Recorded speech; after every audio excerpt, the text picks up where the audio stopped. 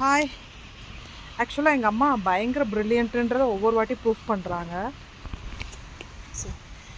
ஒரு சில்வர் குண்டால்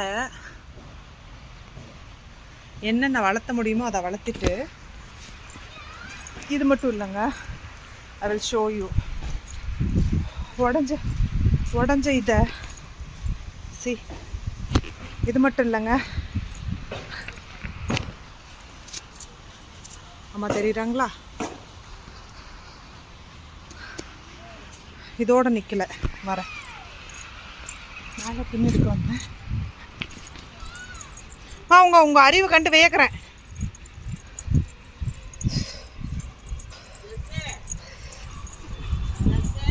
சுரேன் அம்மாங்க